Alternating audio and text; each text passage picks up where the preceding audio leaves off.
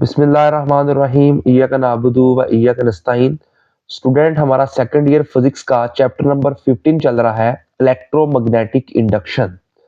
Last time जब हमने topic discuss किया था वो था सेल्फ इंडक्शन, और जो आज हम टॉपिक डिस्कस करने जा रहे हैं ये very very important long question है। इस चैप्टर में से ये जो क्वेश्चन है ये फर्स्ट प्रायोरिटी होती है एग्जामिनर की कि वो लॉन्ग क्वेश्चन जो है वो इस चैप्टर को बनाए। तो ये बहुत अहम लॉन्ग क्वेश्चन है, इसको आप जो है वो फुल समझें, इसको अंडरस्टैंड करें, इसके नोट्स बनाएं। तो हमारे टॉपिक का नाम है जी, energy store in an inductor. Energy जो है वो स्टोर जो है वो इंडक्टर में होती है, और ये आज हमने इसका लास्ट पे रिलेशन फाइंड करना है। तो सबसे पहले हमें यहाँ पे इस इंडक्टर का पता होना चाहिए कि इंडक्टर क्या होता है। चलिए, इंडक्टर को जानने से पहले अगर हमें ये पता हो कि कैपेसिटर किसे कहते हैं, तो कैपेसिटर एक ऐसी डिवाइस होती है जो चार्ज को स्टोर करता है। कैपेसिटर हमने लास्ट टाइम चैप्टर नंबर 12 में इसकी यही डेफिनेशन पढ़ी थी, the device which is used to store the charge या electrical energy is called capacitor. ठीक है ना। तो कैपेसिटर जो है वो चार्ज को स्टोर करता है, लेकिन वो इलेक्ट्रिक फील्ड के अंदर जो है वो जो एनर्जी होता है उसको स्टोर करता है। लेकिन यहाँ पे जो इंडक्टर है, इंडक्टर जो है ये एक ऐसी डिवाइस होती है जो मैग्नेटिक एनर्जी को स्टोर करता है मैग्नेटिक फील्ड के अंदर। तो क्या तारीफ होगी इसकी जी, the device which stores the magnetic energy in its magnetic field is called inductor. ठीक है ना। तो ऐसा डिवाइस जो अपने मैग्नेटिक फील्ड के अंदर मैग्नेटिक एनर्जी स्टोर करेगा, इसे हम नाम देते हैं इंडक्टर का। इंडक्टर का सिंबल आपके सामने है, ये सिंबल होता है इंडक्टर का। मतलब जब आगे आपने इंडक्टर के सिंबल को यूज करवाना है तो आप इस तरह का सिंबल बनाएंगे। ठीक है ना। इसके बाद आती है इसकी डायग्राम। इसकी जो डायग्राम है वो उसी से हमें सारी इसकी जो है वो मैथमेटिकल समझनी है। डायग्राम को जरा समझ लें। ये देखिए जी, हमारे पास ये एक इंडक्टर है जी। ठीक है। ये जो इंडक्टर हमारे पास है, इस इंडक्टर को हमने कनेक्ट किया हुआ है स्विच के साथ और एक बैटरी के साथ। स्विच जो है हमारा फिलहाल ओपन है, तो बैटरी के वोल्टेज हमारे पास जो है वो V है। ठीक है ना। तो इसके अंदर करंट जा रहा है, तो करंट जो है वो अभी नहीं जाना क्योंकि स्विच ओपन है। ठीक है ना। तो हमें सबसे पहले जो है वो स्विच को क्लोज करना पड़ेगा। तो अब सबसे पहले देख रहे हैं जो इसका इनिशियल करंट है वो क्या है, 0। इनिशियल करंट इसका IE भी आप कह सकते हैं 0 है। फिर जैसे आप स्विच से कनेक्ट करेंगे तो जो इसका फाइनल करंट है वो इसके अक्रॉस आ जाएगा, जो कि किसके बराबर होगा, I के। तो फाइनल करंट इसका जो है वो इसके क्रॉस पैदा हो जाएगा I। जब इसके क्रॉस करंट पैदा होगा तो जारी बात है इसके क्रॉस क्या पैदा हो जाएगा, मैग्नेटिक फील्ड। इधर इसका राइट हैंड रूल से नॉर्थ पोल बन जाएगा, यहाँ साउथ पोल बन जाएगा। तो ये मैग्नेटिक फील्ड लाइन जाएगी नॉर्थ से साउथ की तरफ। तो इसके मैग्नेटिक फील्ड के अंदर जो है वो मैग्नेटिक एनर्जी जो है वो स्टोर होगी, और वही जो है हमने लास्ट पे है जो इसका जो है मैथमेटिकल जो है वो फॉर्म ड्राइव करनी है। ठीक है। तो अब जो इसकी एक्सप्लेनेशन है, एक्सप्लेनेशन के अंदर आप जो है वो बुक लाइन लिख सकते हैं, कंसीडर खुद भी लिख सकते हैं। Consider we have a inductor which is connected with switch and battery. When switch is open there is no current. When we connect the switch then current is flowing through the inductor. ठीक है ना। तो when current is produce across the inductor then magnetic field is set up across the inductor. ठीक है ना। तो magnetic field इसके across पैदा हो जाएगा। तो मैग्नेटिक फील्ड जो है जब चेंज होता है, तो मैग्नेटिक फील्ड के चेंज होने से हमें इस बात का पता है क्या चेंज होगा जी। मैग्नेटिक फील्ड के चेंज होने से आपका मैग्नेटिक फ्लक्स चेंज होगा। जब मैग्नेटिक फ्लक्स चेंज होगा तो करंट क्या हो जाएगा, इंड्यूस हो जाएगा। इसके बाद हम इसका मैथमेटिकल वर्क समझते हैं। मैथमेटिकल वर्क इसका बहुत अहम है, आपने तवज्जो रखनी है, तो फिर आपको ये समझ आना है। तो देखें जी, यहाँ पे हमारे पास मैथमेटिकल वर्क में जैसा कि हम पहले जानते हैं, एज वी नो दैट कि V बराबर है W/Q के। Work done per unit charge ये पोटेंशियल के बराबर होता है। जब पोटेंशियल बराबर होता है work done per unit charge के। जैसे W अगर निकाले तो डेल्टा Q इधर हो रहा है डिवाइड, इधर क्या आ जाएगा, मल्टीप्लाई। तो W आ जाएगा हमारे पास V डेल्टा Q। अब यहाँ पे जो V है इसकी जगह हम रिप्लेस कर देंगे EMF को, क्योंकि यहाँ पे हमारे पास EMF जनरेट होता है, तो इसलिए हम यहाँ पे EMF लिख देंगे और डेल्टा Q साथ आ जाएगा। W is equal to EL delta Q। ये फर्स्ट इक्वेशन हमारे पास बन जाएगी। तो अगर आप यहाँ पे देखें कि as EMF is induce in the same coil, उसी कॉइल के अंदर EMF इंड्यूस होगा जब हम करंट को चेंज करेंगे, then self inductance can be written as, जो EMF इंड्यूस होती है सेल्फ इंडक्टेंस में वो होती है जी E is equal to L delta I over delta T। इसे हम नाम देंगे सेकंड इक्वेशन का। ये लास्ट टाइम ने प्रूव किया हुआ सेल्फ इंडक्शन के टॉपिक के अंदर। तो इसे सेकंड इक्वेशन का नाम दे लें। तो फिर हम क्या करेंगे जी, इस सेकंड इक्वेशन को कहाँ पुट कर देंगे, फर्स्ट में। तो लिखेंगे पुट इक्वेशन 2 इन इक्वेशन 1।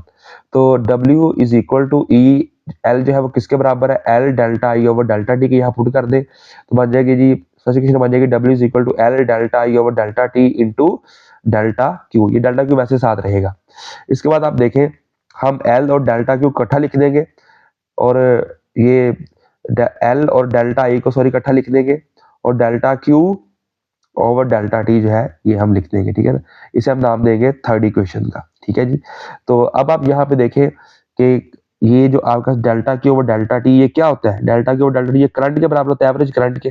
तो average current is equal to क्या होगा, वो आपने देखा था कि इनिशियल करंट 0 था और फाइनल था आई, 0 प्लस आई ओवर 2, तो बराबर आ गया 1 ओवर 2 आई के, ठीक है। और डेल्टा आई जो चेंज इन करंट है वो किसके बराबर होगा जी, final current minus initial current. Final current क्या था, आई माइनस इनिशियल क्या था 0, I minus 0 is equal to I. तो अब इस थर्ड इक्वेशन के अंदर जहां पे delta Q over delta T है, यहाँ पे हम क्या पुट करेंगे 1 ओवर 2 आई, और जहां पे डेल्टा आई है वहां हम क्या पुट करेंगे, आई पुट करेंगे। तो यहाँ पे जहां पे हम पुट करेंगे तो W is equal to L delta I की जगह आई आ जाएगा, डेल्टा की ओवर डेल्टा की जगह 1 ओवर 2 आई। तो नेक्स्ट स्टेप में देखें जी, हमने वैल्यू पुट कर ली W is equal to L I into 1 over 2 I, ठीक है। तो ये वर्क जो है वो एनर्जी में स्टोर हो जाएगा, मैग्नेटिक एनर्जी कह रहे हैं तो हम नाम देंगे इसे मैग्नेटिक एनर्जी का, इज इक्वल टू तो 1 ओवर 2 एल आई, और आई का क्या बन जाएगा I square, 1 over 2 L I square. ये ए इक्वेशन हम इसे नाम दे देंगे, ठीक है ना। तो अब आपने अगर मैग्नेटिक एनर्जी मालूम करनी है तो आपको यहाँ पे एल की वैल्यू चाहिए और आई की वैल्यू चाहिए, ठीक है ना। तो अब हम एनर्जी स्टोर फाइंड करेंगे in term of magnetic field, in term of magnetic field. तो यहाँ पे देखें जी, यहाँ पे हमने एल और आई की वैल्यू मालूम करनी, पहले हम आई की वैल्यू मालूम कर लें। तो हमें पता है बी किसके बराबर होता है, म्यू नॉट एन आई के। ये हमने लास्ट टाइम पढ़ा हुआ है पिछले चैप्टर में भी, जो आपका टॉपिक था फील्ड इन सोलिनॉइड वाला। तो हमने बी एम्पेयर लॉ का यूज करते हुए बी बराबर होता है म्यू नॉट एन आई के। यहाँ से हमने आई निकालना है, तो आई इधर रहेगा, म्यू नॉट एन इधर आके डिवाइड हो जाएगा, B over mu naught N. इसे हम नाम देंगे फोर इक्वेशन का, ठीक है ना। तो अब आई की वैल्यू इस इक्वेशन हमारे पास आ गई, अब एल की वैल्यू आएगी उसे मालूम कर लें। As in self induction N phi बराबर होता है एल आई के। सेल्फ इंडक्शन के टॉपिक के अंदर जो हमारे पास होता है ना एन फाई, वो बराबर होता है एल आई के। यहां से अगर हम एल निकालें तो आई हो रहा है मल्टीप्लाई इधर आके डिवाइड हो जाएगा, एन फाई ओवर आई। तो यहाँ पे आप देखिए जो फाई है वो किसके बराबर होता है, फाई बराबर होता है बी ए के। मैंने आपको लास्ट टाइम ये बताया था कि जो फ्लक्स होता है वो आप समझ लें कि फ्लक्स ने बी ए किया हुआ है। बी ए एक डिग्री होती है, एफ एक होती है, बी ए होता है एम ए। तो फ्लक्स ने क्या किया हुआ है, बी ए किया हुआ है, याद रखने के लिए। तो इस फाई जगह आप क्या पुट कर देंगे, बी ए, ठीक है ना। तो फिर यहाँ पे जो बी है वो किसके बराबर होता है, म्यू नॉट एन आई के, ठीक है ना। इन दोनों का हमने यूज करना है। तो बी किसके बराबर होता है, म्यू नॉट एन आई का, बी की जगह पुट कर दें म्यू नॉट एन आई, तो ए ओवर आई। अब आई आई से कट हो जाएगा, जब आई आई से कट होगा तो एल हमारे पास क्या बनेगा, एल हमारे पास बनेगा जी N mu naught N A. इसके बाद जो स्मॉल एन है वो किसके बराबर होता है, number of turns per unit length के, number of turns per unit length. यहाँ से एन निकाले तो क्या आएगा, एल हो रहा है डिवाइड हो रहा है, क्या हो जाएगा मल्टीप्लाई, तो एन बराबर आ जाएगा स्मॉल एन एल के। अब जहां पे कैपिटल एन है, ये जो कैपिटल एन है किसके बराबर है, एन एल के, यहाँ एन एल पुट कर दें। तो एन एल पुट किया तो म्यू नॉट एन ए आ गया, तो एन और एन का क्या बन जाएगा स्क्वायर, एल बराबर आ जाएगा म्यू नॉट एन स्क्वायर, और ये ए है और एल ए एल। इसे हम नाम देंगे फिफ्थ इक्वेशन का। तो देखें यहाँ पे जो हमारे पास पिछले जो पेज है हमारा, उसमें हमें मैग्नेटिक एनर्जी जो है 1 ओवर 2 एल आई स्क्वायर आया था हमारे पास। हमें यहाँ पे एल और आई की वैल्यू चाहिए थी, तो आई की वैल्यू हमारे ने ये फाइंड कर ली, B over mu naught N, इसे फोर इक्वेशन का हमने नाम दिया। और यहाँ पे हमारे पास जो है एल की वैल्यू आ गई म्यू नॉट एन स्क्वायर, यानी फाइव इक्वेशन का हमने नाम दे दिया, ठीक है। अब हम इस 4 और 5 को कहाँ पुट करेंगे, इन इक्वेशन ए में। ये जो हमारी ये इक्वेशन है ये वाली, इसको समझे ना बाप। तो 1 over 2 L I square, L की जगह वैल्यू पुट कर देंगे और आई की जगह भी वैल्यू पुट कर देंगे, मतलब अपनी 4 और 5 इक्वेशन पुट कर देंगे, तो मैग्नेटिक एनर्जी बन जाएगी हमारे पास 1/2, तो L की जगह आ जाएगी ये वाली value mu naught N square AL, और I की जगह आ जाएगी B/म्यू नॉट N, और ऊपर सारे का स्केयर। अब ये स्केयर ओपन कर दें जी, जब स्केयर ओपन करेंगे तो हमारे पास B का स्केयर, म्यू नॉट का स्केयर, N का स्केयर, ठीक है ना। तो अब आप देखेंगे N स्केयर से कट जाएगा, म्यू नॉट नीचे 2 म्यू नॉट A/म्यू नॉट से कट जाएगा, तो मैग्नेटिक एनर्जी आ जाएगी 1/2 AL B square over mu naught, ठीक है। तो अब AL देखें यहाँ पे हो रहा है मल्टीप्लाई, इतना क्या आ जाएगा डिवाइड, तो UM over AL is equal to 1/2 B square over mu naught, ठीक है। तो अब आप यहाँ पे देखें ये जो UM ओवर AL है, यहाँ पे एरिया इंटू लेंथ, ये वॉल्यूम कहलाता है, क्या कहलाता है जी, वॉल्यूम।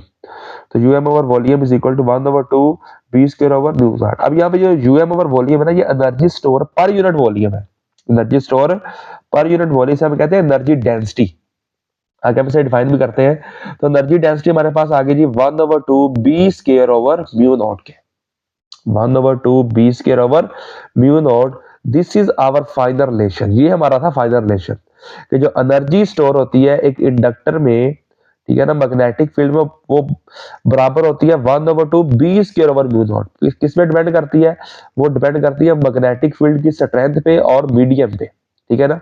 आगे एनर्जी डेंसिटी की क्या तारीफ होगी, ये देखें, एनर्जी डेंसिटी का फार्मूला देख लें, energy store over volume, energy store per unit volume is called energy density. तो क्या तारीफ होगी जी, the energy store per unit volume is called energy density. तो ये फार्मूला एनर्जी डेंसिटी का, energy density is equal to energy store over volume, तो unit इसका क्या होगा, एनर्जी स्टोर, एनर्जी का यूनिट था जॉल, वॉल्यूम का था मीटर क्यूब, तो क्या बन जाएगा जॉल पर मीटर क्यूब, और ये एक है स्केलर क्वांटिटी, ठीक है जी। तो ये हमारा था जी आज का टॉपिक। तो स्टूडेंट आप इसे जो है इसके ऐसे ही नोट्स बना सकते हैं, ठीक है ना, ऐसे इसको एग्जाम में लिख के आ सकते हैं। आपको जो है इसके 5 नंबर का लॉन्ग आता है, तो आपको इसके 5 नंबर ही मिलेंगे। तो आप इसके नोट्स बनाएं, अगर आपके माइंड में कोई भी क्वेश्चन है तो आप कमेंट करके पूछ सकते हैं, या आप जो मेरे स्टूडेंट है मुझे वो व्हाट्सएप करके जो है वो कोई भी क्वेश्चन जो है जहाँ से नहीं समझ आए वो दोबारा पूछ सकते हैं, ठीक है। तो उम्मीद करते हैं आपको समझ आ गई होगी, तो अपना जो है वो फीडबैक दिया करें, कमेंट किया करें। तो अब हम मिलेंगे नेक्स्ट वीडियो में। Thank you, Allah Hafiz.